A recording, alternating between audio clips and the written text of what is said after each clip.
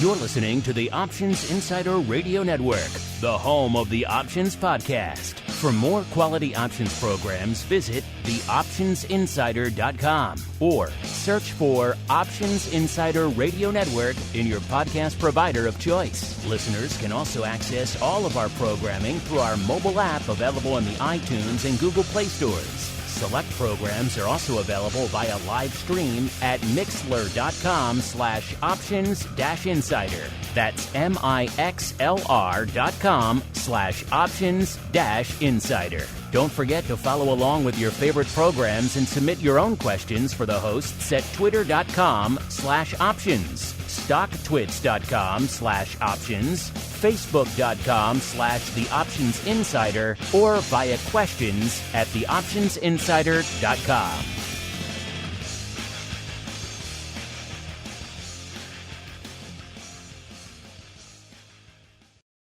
Gold, crude oil, corn, soybeans, and more. With so many tradable products, the futures options market can be an intimidating place. How can you possibly keep track of the latest trading developments across so many different products? Don't worry, we've got you covered.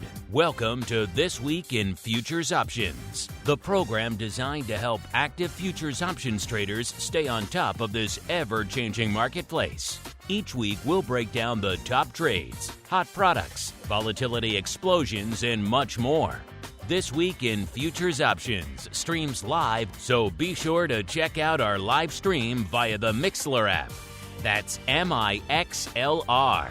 Or join our live chat room at mixlr.com/options-insider. Whether you're an experienced veteran or a newcomer looking to separate the wheat from the lean hogs, This Week in Futures Options has the information you can't find anywhere else. This Week in Futures Options is brought to you by CME Group, the world's leading and most diverse futures and options exchange. For more information and educational resources about futures options at CME Group, visit cmegroup.com/options. This Week in Futures Options is also brought to you by FTSE Russell, a leading global provider of benchmarks, analytics, and data solutions. For more information, please visit ftserussell.com, cboe.com, and cmegroup.com. And now, get ready to break down the latest futures options trading activity. It's time for This Week in Futures Options. All right, everybody. That music means we are back once again for TWIFO, This Week in Futures Options, the program where the name says it all. We break down the week that was and indeed still is from a futures options perspective.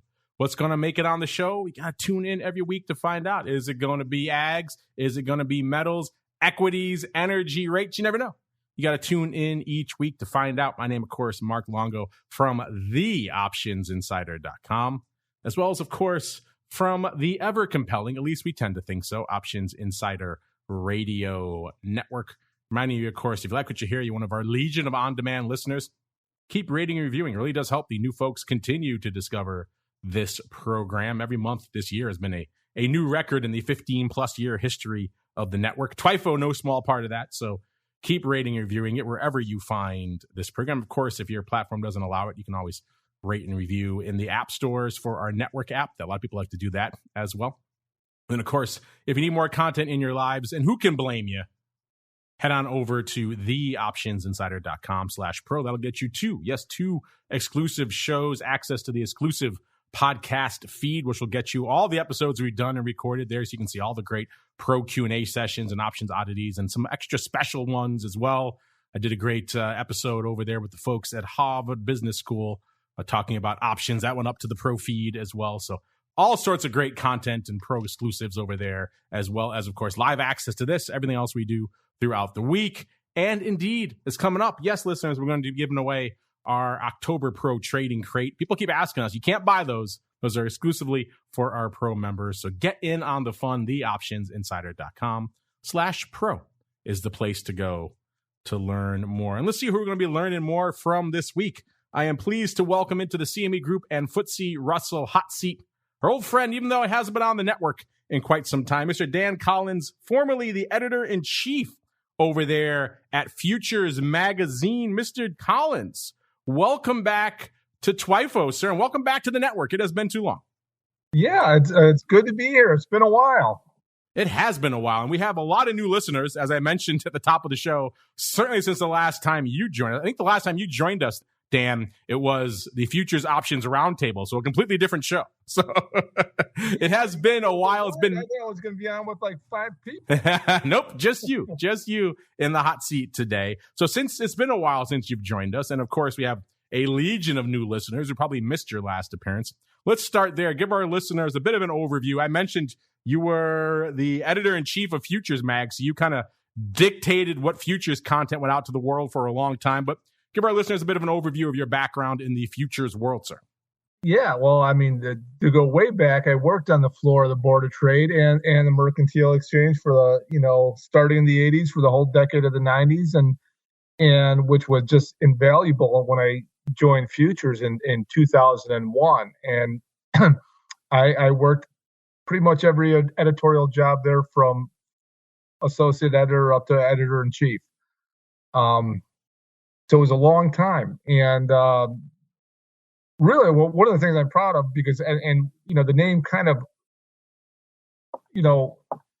was confusing for some people. We were one of the first to cover options, and I expanded that quite a bit while I was there. All right. Well, the right man for the job here as we keep on rolling into our movers and shakers report. It's time to find out what's rallying on the light side and falling to the dark side at CME Group this week. It's time for the Movers and Shakers Report. All right, everybody, welcome to the Movers and Shakers Report, the portion of the show we break down everything lighting it up to the upside, a.k.a. the light side, and to the dark side over there at CME Group since our last show, pretty much. And we have another pretty skewed week, not quite as badly as we have seen in the past, listeners. Recently, we've had a hard time putting together a top or bottom 5 some weeks. This week, we're not quite that skewed, but still, Mr. Powell has spooked a lot of markets this week, so we are seeing a preponderance of red out there in the Movers and Shakers Report. You guys want to see it for yourselves, follow CME Group on Twitter. Follow us on Twitter. We tweet it out right before showtime, so you could see this for yourselves. Otherwise, the only way to get access to this is a pro-level tool, listeners, is good old bantix.com, BANTIX.com, which if you're listening to this show and you haven't gone and tried out the free trial yet, what are you doing? It's really great stuff. We kind of just scratched the surface of what they have to offer over here on the show. Check them out at bantix.com. All right, Mr. Dan, a lot going on this week. Where should we begin our journey this week? To the light side or to the dark side? Let's start on the light side. Look at you, you eternal optimist, you. All right.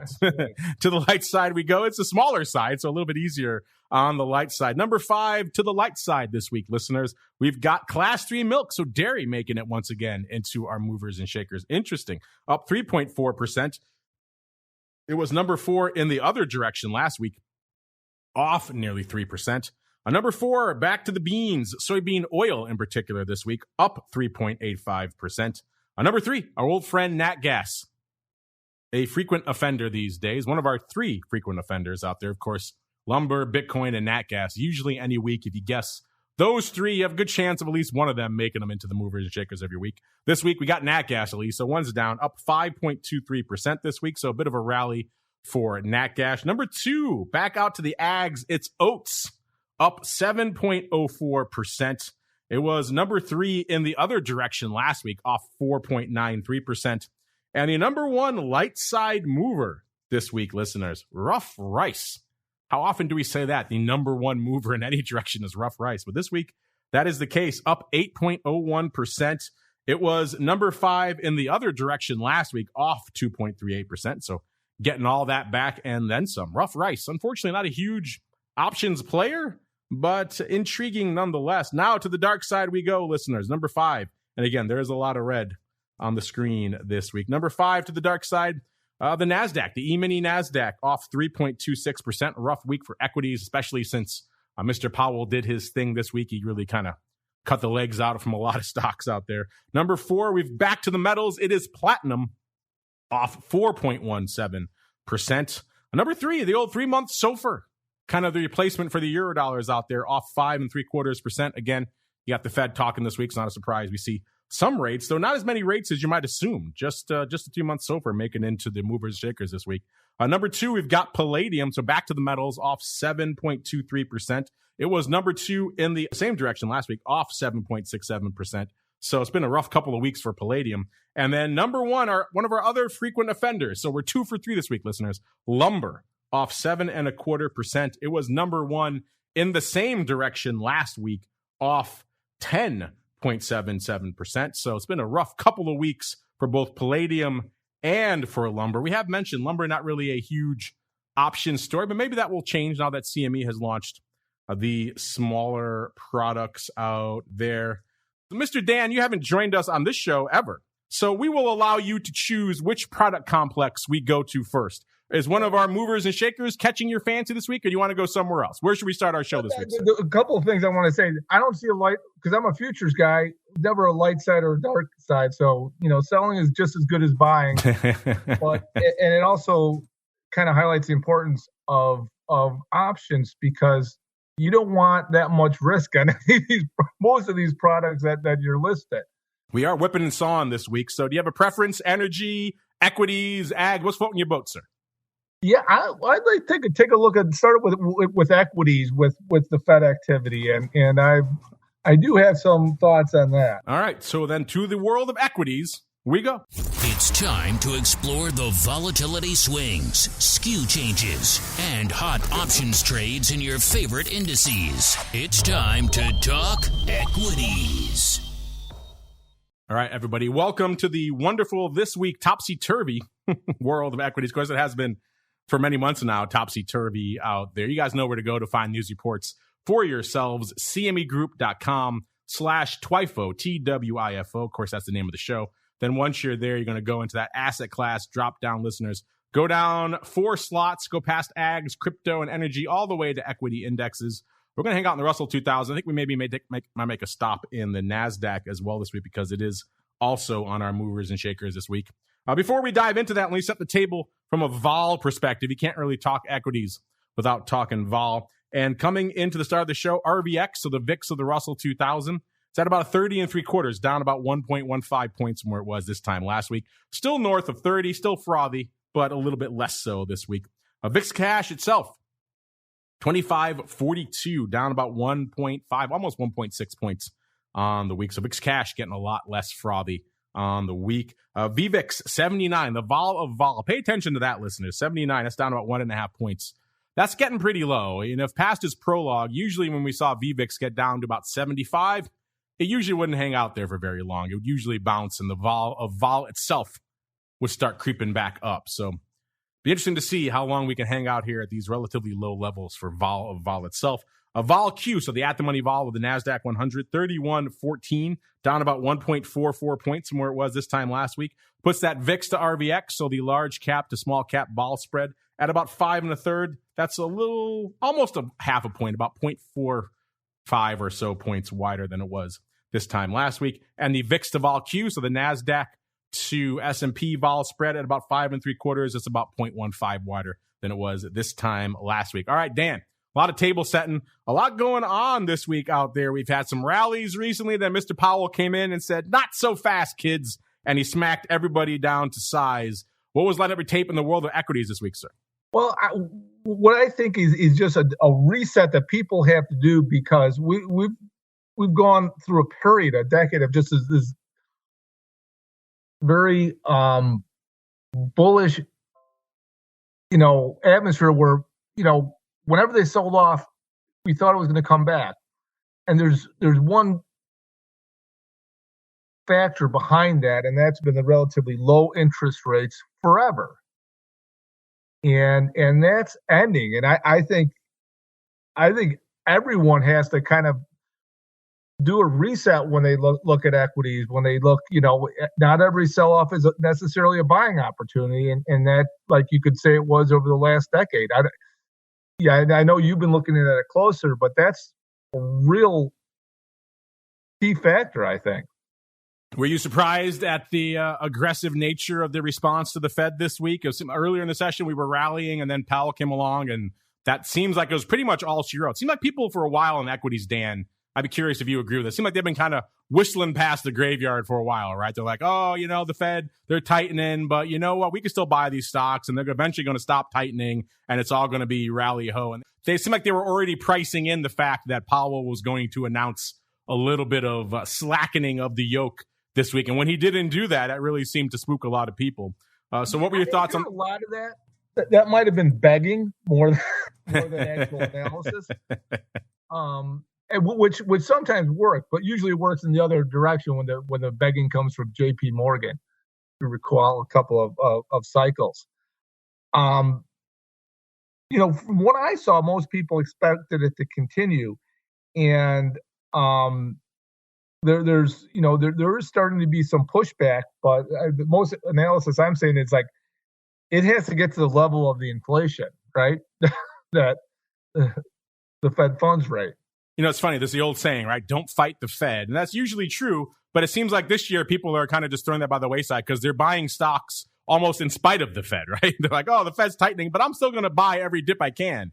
So that's always been a little bit head scratching to me this year. The complete lack of reticence to buy every dip out there in this market. And so far we're heading, looks like, for yet another dip out there. Let's head on out to... I mentioned the Nasdaq is one of our movers and shakers. Maybe we'll start out there this week. We don't get a chance to sink our teeth into the Nasdaq too often. Coming into the start of this segment, Nasdaq 10,801 off a whopping 786 handles, or 6.78% just from Monday's session, listeners. So obviously Powell turning things for the worse this week. If you go back to our end of our last show, we were only off about 3.25%. So obviously, this next leg of the sell-off post-Powell has been pretty dramatic out here in the NASDAQ. And you don't need me to tell you that. Just look at any of your favorite NASDAQ names, and chances are they are a wee bit lighter now than they were even at the beginning of this week. In terms of paper, how much paper does the E-mini NASDAQ options, how much do they do this week? About 130,000 contracts. So it's no slouch out there. I mean, it's no 3-month SOFR maybe, or the old euro dollars, but it's still doing some decent paper. And because it is an equity, 23% went up in the contract going out tomorrow. But we also see a little bit of bifurcation of the paper, which is refreshing because 25% of the paper, so actually more, going up in the D's contract that has about 43 days to go. So that's a refreshingly longer-term contract for us to sink our teeth into in an equity. We don't see that too often. What is the vol on that D's contract right now? Listeners, about a 31.10. It's up about half a point, so getting a little bit frothier. And one of the things people have been lamenting with this sell-off is the vol response has been somewhat muted. I think we're still seeing that again right now. Not exactly a banner week for vol. In fact, we're down on the week. So if you were looking for this vol pop post the Fed, you have not seen that. In fact, it's been the opposite. It's been acting very much like event risk in any equity. Once the event happens, regardless of the outcome, unless it's very surprising, you're going to see vol somewhat collapsing, and that's pretty much what we're seeing out there right now. Skew-wise, the puts last week, 6.4% bid. This week, 8.2% bid, so getting a little bit juicier on the puts. The calls, 5.1% cheap. This week, 7.3% cheap. The calls getting cheaper. Puts getting a little bit more bid. Again, given we are moving pretty aggressively to the downside, that's not entirely surprising. Usually, if you're gently moving down, you would see the opposite. You see the puts coming in, the calls getting bid. You see that skew rotate a bit, but because we are moving pretty aggressively, we are seeing the puts catching a bid, and that does make some sense. In terms of the most active contract out there this week, I said we're at about a 10,801 right now, listeners. It's the 10,500 puts in December, doing about 4,300 contracts this week. Trading pretty actively all week long with the exception of Monday. Not much going up on Monday, but about 1,300 to 1,500 going up pretty much every other day this week. Opening on Tuesday, closing on Wednesday. Interesting how that worked. And then 1,200 more going up today. So intriguing. We got about 2,200 contracts open on that track right now going into today's paper. So that could indeed be closing today. But intriguing stuff nonetheless. And then right behind that, we have, looks like also in D's, the D's 12,000 call. So interesting strike choice. About 2,600 of those going up. The big day for those is today. About half of them, 1,374 going up today. The rest kind of scattered throughout the week, opening and closing throughout the week. So 10,500 puts and the 12,000 calls in December are leading offenders out here in the NASDAQ. Also at the 13,000. So if 12,000 isn't optimistic enough for you, isn't far enough out of the money for you, listeners, We got the 13,000 calls also doing about 24, almost 2,500 contracts this week. The big day for those, about 8 to 900 each on Monday and Tuesday, opening and closing both of those days, opening on Monday, closing on Monday, opening on Tuesday. So intriguing stuff. I'm looking for any other interesting and or aberrant paper. You know what we're not seeing in the Nasdaq, listeners, that we see every day in the S&P, right, is the garbage put selling. I'm not seeing the people picking up the nickels in front of the steamroller, at least not for size out here in the Nasdaq. So that's a little bit intriguing. In terms of narrow dated action and stuff that's going out tomorrow, we have the 12,000 calls, doing about 2,000 contracts out there. Half of that on Tuesday, 1,100 on Tuesday, and about 700 on Monday. Not much the rest of the week. So intriguing. Opening on the 12,000 strike heading into tomorrow. So let's hope for their sake they were overwriting the heck out of those listeners. And since we're hanging out in the equities, let's take a quick sojourn over there into small cap land. Of course, go out into that drop down, listeners, and go into, I'll pop out of the Nasdaq and go into the E-mini Russell 2000. About 20,000 contracts on the tape right now for the Russell 2000. So decent week, not a blow the doors off kind of week, even though we are seeing some decent movement right now. The Russell 2000, 1790, off about 61 handles, or about 3.3%. So a far cry from that 2000 level, listeners. And in terms of action, about 30%, again, just like the NASDAQ. This is interesting, going up in the D's contract. So it's a longer dated paper, certainly for an equity. Going out 43 days, that's an eternity in an equity. So that's surprising. Both NASDAQ and the Russell 2000, the lion's share of their paper going up in the D's contract. D's vol right now in Russell 2000, 29.99, just a tick below 30, listeners. That's up about 2/3 of a point. So the D's vol actually ticking up where everything else has kind of been coming in the nearer portion of the curve, listeners. In terms of skew, the puts last week, 6.2% bid. This week, 6.8% bid. And the calls last week, 5.9% cheap. This week, 6.1% cheap. In terms of action, it's the 1,600 puts leading the way by a country mile, doing nearly 2,000 contracts, and nearly 10% of the paper is in this one trade. Almost all of this today. Someone putting up 1,646 of the D's 1,600 puts today in the RUT options. That is interesting. Now, we do have about 1,800 contracts open on that strike, almost 1,900. So it is possible they're just deciding to get the heck out of Dodge. Either they're long them and they're just think 1,600 is a bridge too far, or perhaps they are short them and they're getting a little bit spooked that we might hit that level by December. Either way, a ton of D's 1,600 puts going up out there in Russell 2000. Man, we never see that. That is kind of interesting. The longer term paper in both the NASDAQ and the Russell 2000 makes me wonder what game is afoot out here this week. Mr. Dan, we just kind of talked about Russell 2000. We just talked about NASDAQ. Anything else catching your eye in the world of equities, or perhaps you have something to add on those two? Have at it, sir. Well, it just seems like you might be setting the parameters there with those numbers, with the put action, or at least the bottom parameters. But I want to go back when we were talking about the Fed. It's the interesting thing is when we stopped doing the taper back then, the markets really tried to kick the Fed around. They'd have little temper tantrums, and the Fed would react. So it's almost like Powell is kind of back in charge from that strange period where any sort of hint that they're getting tighter, creates this huge reaction. So I think those numbers are interesting, and I would like to know from you where do you think money's going to go? Because the people who are kind of fighting it really need to realize just how big that zero interest rate was part of the rally, and that's a world that's not here anymore.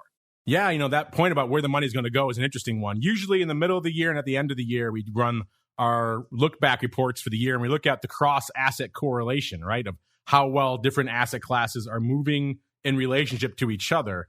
And right now, that's an interesting question. Where can you go with your money, right? Because it's the old adage, right? When it all hits the fan, correlation tends to go to 1. And we have been seeing that for a lot of this year, right? You thought you'd have maybe a safe haven in rates. Nope, sorry, those got annihilated. Maybe you want to go to metals, right? Typical flight to quality asset given everything else going on. Nope, sorry, underperformance in metals. Crypto, maybe crypto's supposed to be quote unquote not correlated, right? Depends on who you talk to. It really actually is very highly correlated. And yeah, crypto has been selling off all this year as well. So any of your traditional, even some of your newer, I wouldn't even call them safe havens, just diversification areas, all of them have been moving in lockstep, Dan. So yeah, it's a challenging environment. We've had a lot of guests coming on the network recently extolling the virtues of cash, the optionality, if you will, of cash. And there is a lot of optionality to cash if you think of it that way. You put your money in cash, and then you could pick your poison, right? You could pick your moments. Maybe you start nibbling in some equities when they get a little lower. Maybe you start nibbling in whatever it is. Could be fixed income or a metal. When assets start hitting levels that you find attractive, you can then jump right in. Obviously, you don't want to be in cash forever because inflation is eating into that a wee bit, but it is an intriguing asset right now, Dan. And, I'm hard-pressed to think of others that give you as many options, pun intended, as cash right now, Dan. Yeah, well, I mean, and I was speaking with an investor, an old manager that I profiled about him and his family office. And, there was a little frustration because cash was something that people looked at not that long ago. And it's like now with inflation, maybe that, that avenue is closing a little bit. Commodities have always been, typically the inflation play. I mean, it has, but I don't know if it has performed as well as some people had hoped. And crypto just seems to be the modern day gold bug. Those of us who think the world is nearing a catastrophe is turning more to crypto than those who would turn to gold a few years ago. I don't know, and I don't know if that's how you're seeing it on the option side, but. No, definitely. I think it used to be, I used to joke years ago on the network that the most hardcore of our listeners were definitely the gold bugs, right? If you did anything or said anything to besmirch gold, you would hear about it from them. And they got usurped for a while by other names. Equity, let's say the meme kids usurped them for a lot last year, but it definitely is the crypto folks who have taken the reins in terms of the most diehard proponents of their underlyings out there right now. Speaking of underlyings, let's keep on rolling with the show out of equities. Mr. Dan, what do you think we take a stop into energy next? What do you think? All right. It's been interesting. Yes, it certainly has. All right. To the world of energy, we go. It's time to tap into the deep options well of black gold, Texas tea, nat gas, and more. It's time to talk energy. All right, everyone. Welcome to the black and sticky world of energy. Yes, go into that drop down, pop out of equity indexes, go up one slot to energy. It is an alpha order list. Then we can hang out wherever we want in there. Obviously, nat gas is on our movers and shakers, but crude oil is also top of mind for a lot of people, as well as many other energy components. Mr. Dan, what is lighting up your tape in the world of energy these days? I'm just curious about the spread between unleaded gasoline and crude oil. I mean, and this is more just as a consumer. It's like crude oil is at a level where, it would be, the unleaded gas price would be much lower. And I'm not quite sure why. I mean, I think the last time crude oil was at this price, you would see gas prices maybe in the high $2.90s, low $3 range for unleaded gas. Are you a big watcher of that spread, sir? Aside from being a consumer, do you used to watch it a lot when you were over there at Futures Mag? Well, the crack, yeah, I kind of occasionally, follow that.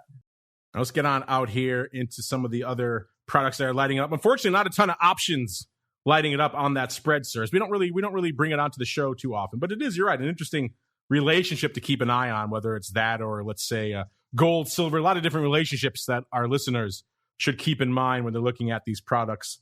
Let's go out to our movers and shakers this week. Let's go back to nat gas. It is one of our frequent offenders, and it is on our list yet again at number 3 to the light side, up about 5.25% this week.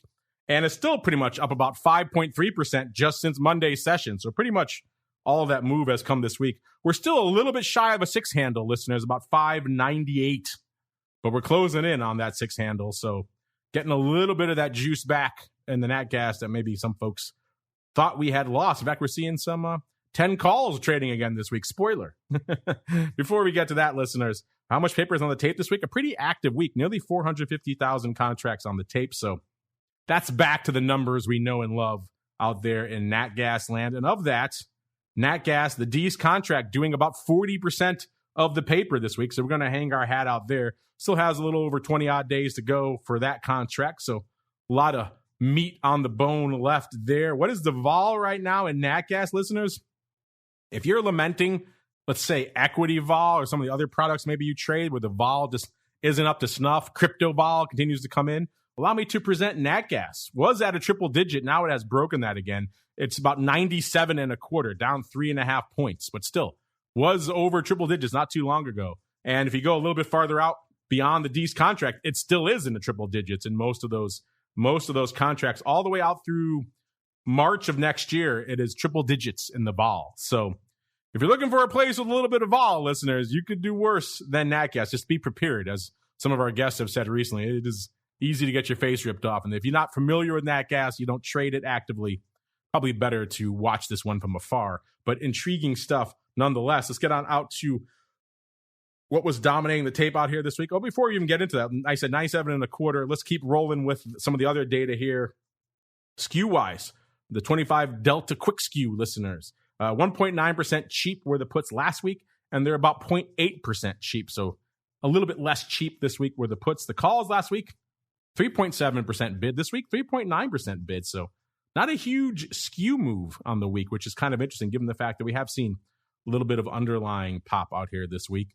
And speaking of pops, let's see what was popping from an options volume perspective. Yeah, it was the 4 even puts, listeners. I said we're at a 598 right now. The 4 even puts, nearly 2 handles out of the money, doing a heck of a lot of paper this week, nearly 20,000 contracts. The big day was Monday, 7,300 contracts going up on Monday. Most of that closing, so maybe some folks thought the sell-off in the near term had abated and they were getting the heck out of Dodge on the 4 puts. Then 3,400 on Tuesday, 3,400 again on Wednesday, 4,400 today. Opening throughout the rest of the week. Obviously, we don't know about today's paper, but there are about 22,000 contracts open on this strike, so it could easily be closing with today's paper as well. So 4 puts leading the dance. Then right behind it, we got the 7 calls also in December. So quite a strangle/risk reversal going on out there, listeners. 4 puts, 7 calls. 7 calls doing 17,500 contracts this week, just about 1,000 less than the 4 puts. They were more evenly spread out throughout the week. 4,900 today, 4,500 on Monday, 4,400 on Tuesday, 3,700 on Wednesday. Back and forth opening throughout the week, and obviously there's about 13,000 contracts open right now, so today's paper could be closing as well. 4 puts or 7 calls? Might be an interesting poll question. Which one would you rather own right now, listeners, if you had to buy one of those in nat gas in December? 22 days. Intriguing stuff. We're at about a 6, so obviously we are closer to the 7 calls, so maybe you would choose that, but I don't want to put words in your mouth. And right behind it, we have the 4 half puts. So if the 4 puts were maybe a little bit too out there for you, allow me to present the 4 half puts, doing about 17,000 contracts. The big day for those, also Monday, 6,500 contracts on Monday, 4,300 on Tuesday, about 4,000 on Wednesday, 2,000 today. Opening throughout the week on these. So that's kind of interesting. A lot of opening paper on the 4 half puts throughout the week. So a ton of paper just going up here in D's. Also 5 half puts doing about 11,000 contracts. The big day for those. Monday, about 4,700 contracts. So just a ton of puts going up here this week, listeners. If we go a little bit farther out, we can also see some other paper. 3 puts going up in March, 5,000 times this week. Looks like we have our friend doing that put strip again. This time it's the 3 half strike from April all the way to October. We've got 3 half puts going up in the range of 3,000 to 5,000 contracts at a clip. So once again, that time strip is trading out there. Dan, aside from your fear of it being ridiculously expensive to heat your home this winter with nat gas, aside from that, what else is catching your eye, if anything, sir, in the world of the ultra volatile nat gas, sir? Yeah, I always would just recommend people stay away because some really good people I know blew up a couple of hedge funds. But I point out we're here in Chicago and it's about 70 degrees today, which usually is a big deal for natural gas when you're into November. Um, and I think what's usually most interesting is the spreads in natural gas at this time of year when you're moving, out of fall into heating season and getting through hurricane season. So I think there's usually a lot of dip in vol right now. But as you said earlier, the best plan on natural gas is usually to stay away. But this is what do you call kind of where they're building or the end of building season, and it usually reacts when you get. There's usually a reaction when you get this kind of unseasonable weather, right when they expect to start using it, and no one's using natural gas today. Yeah, you're right. Chicago. You're right. Today would normally be a day where nat gas would be taking a hit. Instead, we are off to the races. But yeah, 70 degrees, almost 75. A nice day this time of year out here in Chi-Town land, listeners.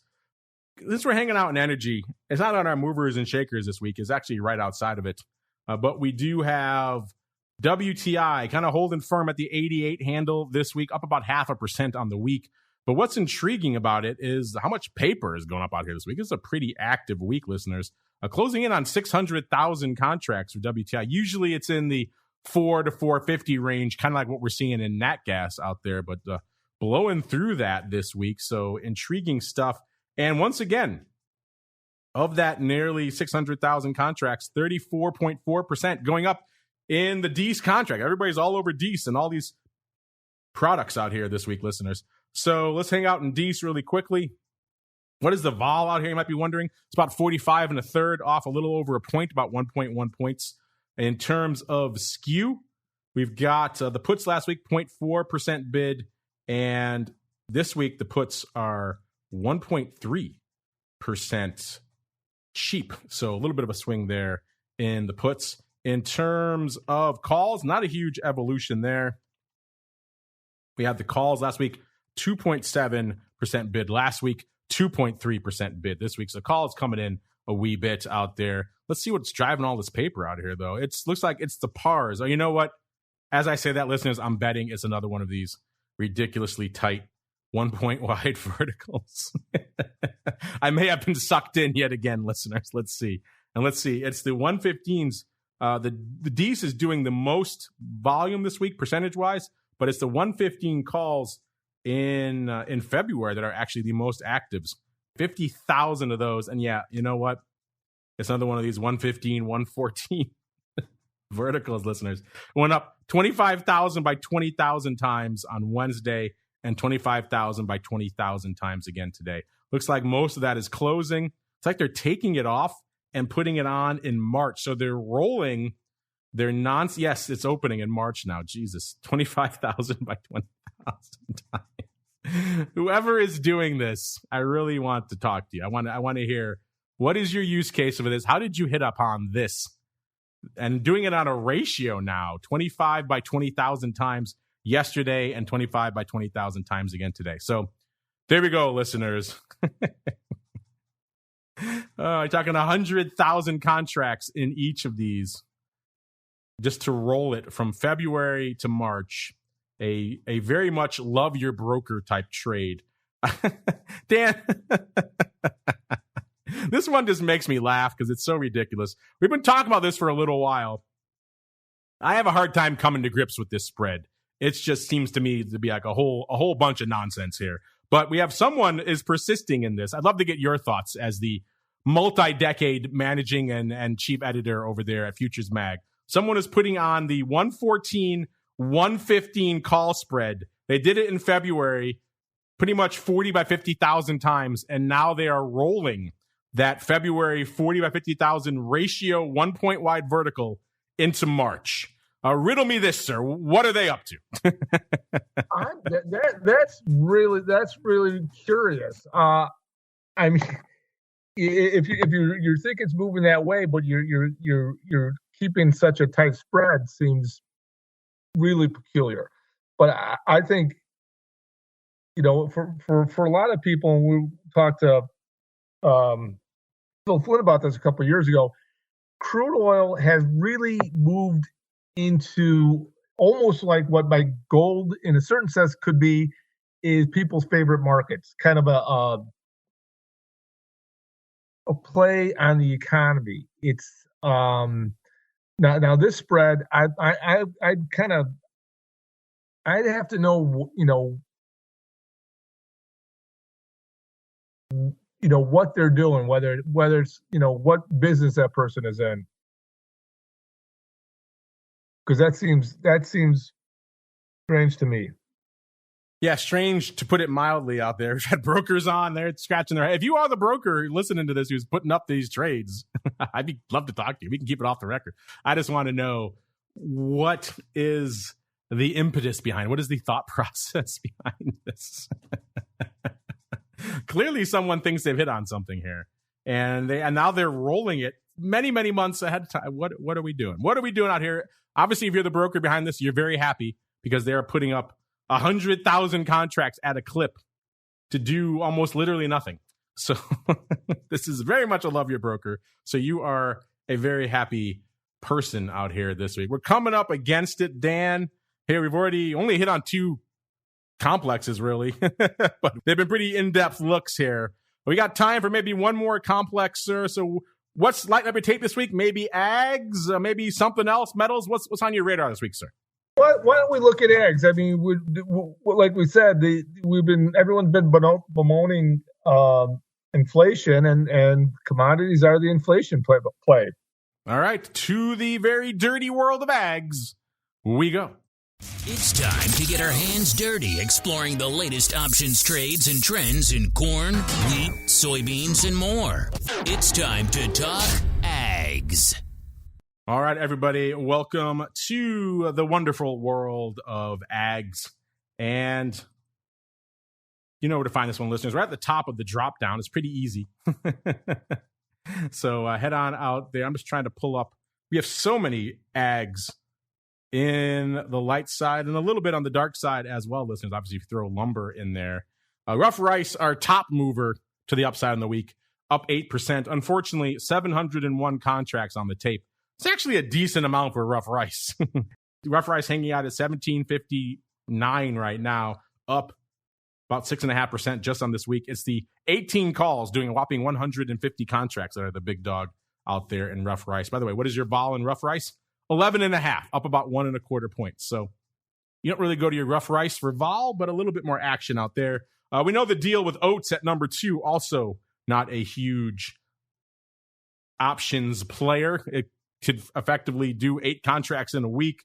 So I think we're going to hang out at the number 4 light side mover this week, which is soybean oil. But before I get there, Dan, like I said, you were covering the futures markets for many years out there. Ags and commodities in general, like you said, traditionally a decent inflation play. Obviously, this year, the whole Ukraine fiasco has thrown a bit of a wrench in those works. But what are your thoughts on what you've been seeing out there in the ag complex this year, sir? Well, no, that's really interesting because if people hadn't realized that Ukraine had become one of the largest wheat producers and just, grain producers in Europe.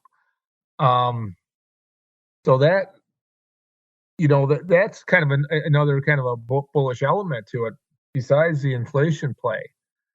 I think it's something to look at going into this. I mean, we're at a point where I don't know, if they're looking for escalation, but the travel is tough there, and if they're going, will this carry on to the next growing season is a big question. Yeah, obviously, if the fields are bombed and mined and just generally destroyed, it's kind of hard to plant in them, right? So that's a big question, how much lasting impact this will have. Of course, there were rumblings this week that we were going to see Russia pull out of their grain deal. They ended up kind of the last minute deciding, well, okay, I guess we'll go along with it to prevent global famine. Nice folks that they are. So we also have Class 3 milk at number 5. Talked about them recently on the show as well, listeners. Dairy doing more paper, but still only about 5,000 contracts. And of course, lumber, the dark side number 1 mover off 7.25%. So our list is dominated by ags and of course softs and everything else this week. But in terms of volumes, lumber still can't really do any options paper. It's starting to get there with the smaller contracts, but not quite yet. So to the soybean oil we go, number 4 on our movers and shakers this week, to the light side, up 3.85%. Doing about 60,000 contracts right now. So no light week here for soybean oil. Where is soybean oil trading right now? You might be asking. It's about a 75.30 in that front contract, up about 3.5 points or about 4.88% on the week. Obviously, if you go back to our show last week, it's up a little bit less, about 3.85%. And of that 60,000 contracts, 61% is going up once again in Dees. That contract has about 22 days to go, so we're going to hang out there.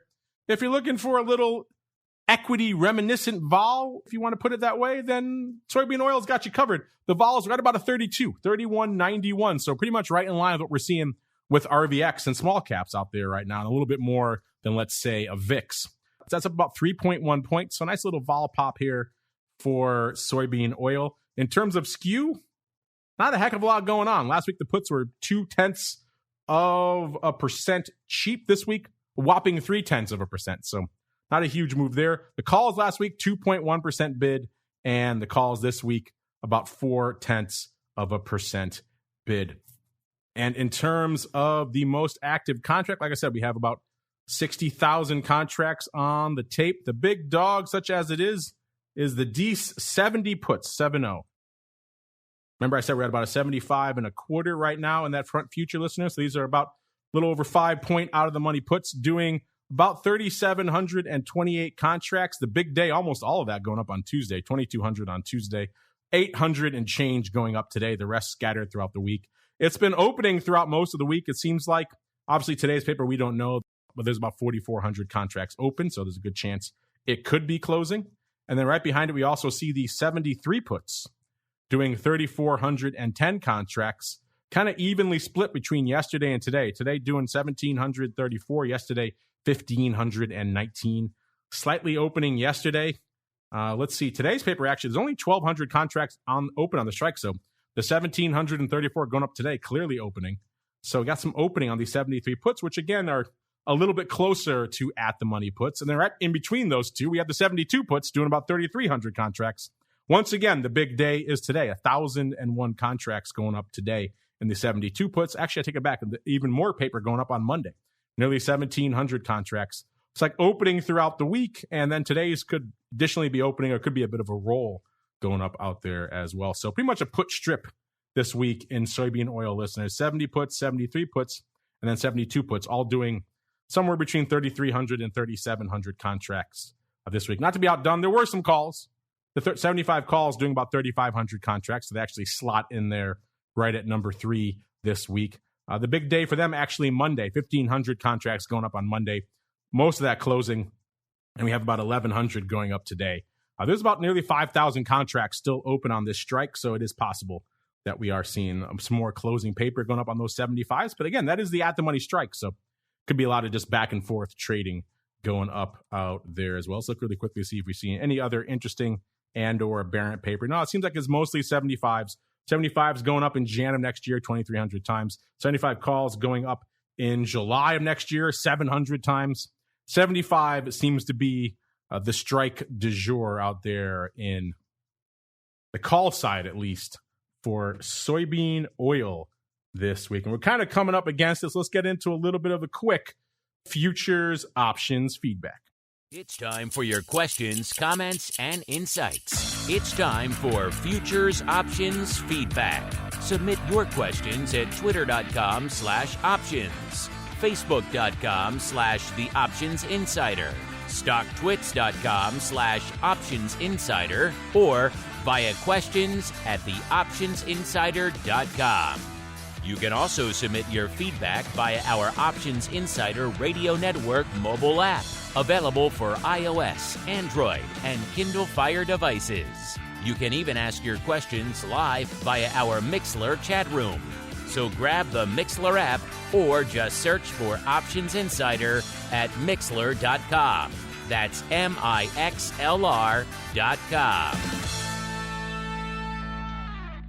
All right, everybody. Welcome to the Futures Options Feedback segment, the portion of the show where you folks take the reins, your questions, your comments. Sometimes we turn the spotlight back on you with our own questions of the week. But before we do all that, Dan, I know you have some additional thoughts about the impact of all the madness going on in Ukraine on some of the spreads you keep an eye on out there in the ag complex, sir. Yeah, I won't want to call myself an expert, but I've seen that one of the biggest moves in the soybean, the crush spread, happened, in the 80s when China went from just balloon their capacity at crushing, and all of a sudden they weren't buying any bean oil or meal, and just were buying the raw soybeans. But with things like crushing capacity and in a war environment where things are getting blown up, I really take a look, if you're an active trader in these markets, at that capacity in Ukraine and Russia, because they're big, a large producer, and that can really affect that spread if all of a sudden, 30-40% of that their crushing capacity is not available. Great point. With a lot of these markets, listeners, it all comes down to China and what impact they're having on whether it's the metals, whether it's the ag, so many different markets. The ebb and flow of Chinese demand and Chinese capacity drives a lot of what's going on out there, and soybean oil, no different. Really quickly, let's pay off some of our questions of the week. We've been very equity heavy the last couple of weeks on our polls. And previously, we were asking you about recessions and all sorts of other things. Which commodities and other areas would you want to allocate towards for the rest of the year? Our last couple of weeks has been mostly focused on equities, I think for obvious reasons, given how much action we're seeing out there, both with the Fed and with earnings season. Last week, we asked you folks, since the start of the pandemic, every earnings season has only delivered about 85% of the movement that was priced into their straddles. What does that mean? That means if you took all the straddles at the start of earnings season, listeners, and you added them all up, and you looked at how much movement they were pricing in totality and versus how much was delivered, it's about 85%, so a little bit of underperformance. They're not delivering as much movement as was expected at the start of the season. And so we thought we would ask you, what are you expecting for this earnings season? So far, it's been a bit of a banger, and our audience, weirdly enough, was kind of tied. We gave you three choices, 85 to 90%, so somewhere about the same amount of movement, north of 100%, so an action-packed outperformance season, or a below 80%, somewhat boring season. And we had a weird tie, 36.8% each. Don't see that too often, that degree of specific exact ties, both for action-packed, so north of 100%, as well as 85 to 90%, about the same. Pretty boring coming in at number 2/3. At about 26.3%, saying below 80%. This week, we also have a bit of an interesting equity-focused poll. I'll get Dan's thoughts on this, then we'll get the heck out of here for this week, listeners. This week, we're asking you folks, as you mentioned at the top of the show, a lot of equities have just taken a drubbing this year and again over the last couple of weeks. Two of the big ones that have taken a bit of a pounding here in the early part of earnings season due to bad reports are Meta/Facebook and Amazon. Both of them, when we posted this, were trading around $100. They're trading around $90 now, so you may have to re-rack this poll at a newer buy-in level. But we gave you just a fun, very straightforward question this week. Which one would you rather buy? Gun to your head at this level, or is it neither? Would you rather vote and rather acquire neither? Mr. Dan, kind of a fun question of the week this week, outside of the realm of all things futures options. If you have a vote, Amazon or Facebook or neither, have at it. And then B, more importantly, what do you think our audience is voting for? I would say Amazon, and I don't know if I have to. I'm doing some work at Amazon, so I don't know if I have to do a disclaimer. Disclaim. You're moving the markets out there in Amazon. You think our audience is voting for the Amazon too? I would stay as far away from any social media site as possible. There's regulation coming its way, especially as controversial as Facebook and some of the things that's going on and that's happening. People will always order things, So you think our audience is voting for Amazon or for not? What do you think our audience is voting for? I would think Amazon. I would think and maybe hope that everyone's a little bit sour on social media. Look at you. You've been away for years, and you're still got your finger on the pulse of our audience, sir. 69% choosing Amazon right now. 17.9% going the Facebook or Meta route. And 13.1% said they didn't want to touch either. This week, that's been the right play because both of them are down about close to 10% just on the week. So a rough time. At Options is the place to go on Twitter, listeners, to make your voice heard.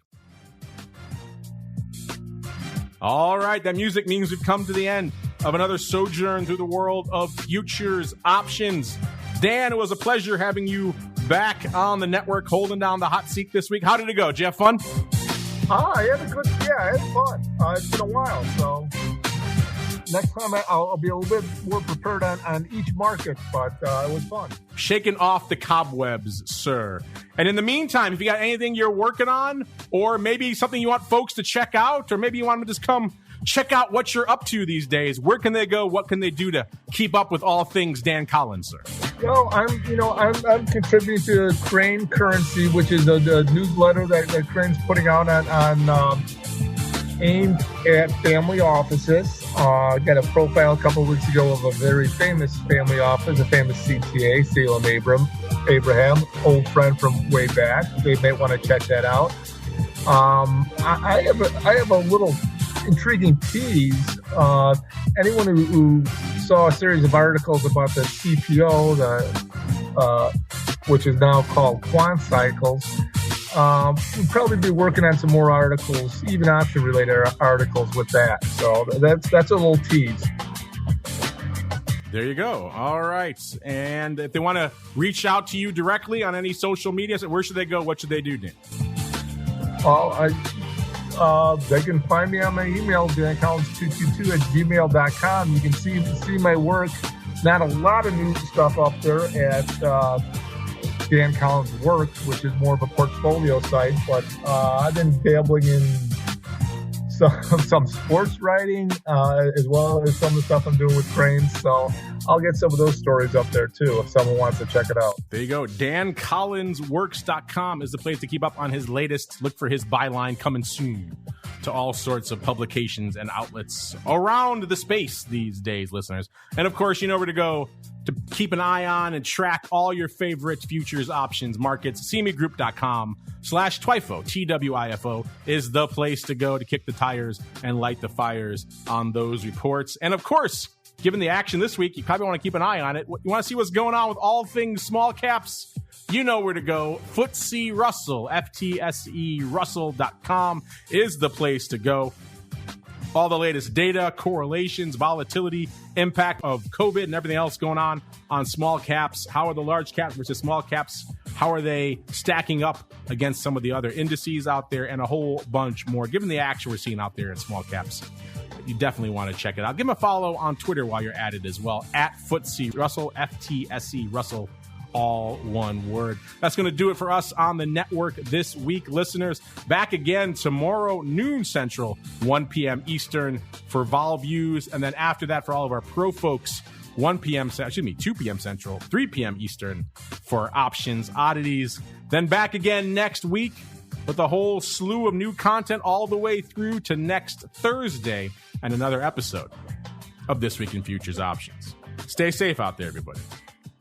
This Week in Futures Options is brought to you by CME Group, the world's leading and most diverse futures and options exchange. CME Group's markets help individuals and businesses around the world manage risks and seize opportunities. CME Group offers the deepest and most liquid options on futures across all asset classes, including interest rates, equity indexes, foreign exchange, energy, agriculture, and metals. For more information and educational resources about futures options at CME Group, visit cmegroup.com/CME. FTSE.com/options. This Week in Futures Options is also brought to you by FTSE Russell, a leading global provider of benchmarks, analytics, and data solutions. Investors in the U.S. and around the world are using FTSE Russell indexes to benchmark their investment performance and create investment funds, ETFs, structured products, and index-based derivatives. Many Options Insider Radio Network listeners will be familiar with the Russell 2000 Index. Russell 2000 futures and options are currently trading on the Chicago Board Options Exchange and CME Group. For more information, please visit FTSERussell.com, CBOE.com, and CMEGroup.com. This broadcast is intended for informational and educational purposes only and does not constitute trading advice or the solicitation of purchases or sale of any futures or options. The rulebook of the applicable exchange should be consulted as the authoritative source on all current contract specifications.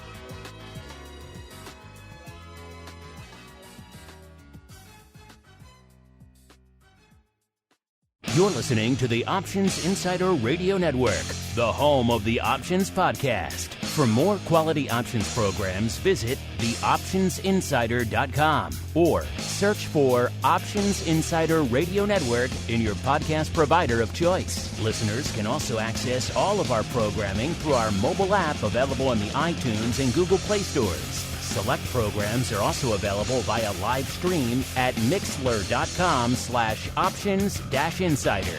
That's mixlr.com/options-insider. Don't forget to follow along with your favorite programs and submit your own questions for the hosts at twitter.com/options, stocktwits.com/options, facebook.com/theoptionsinsider, or via questions at theoptionsinsider.com.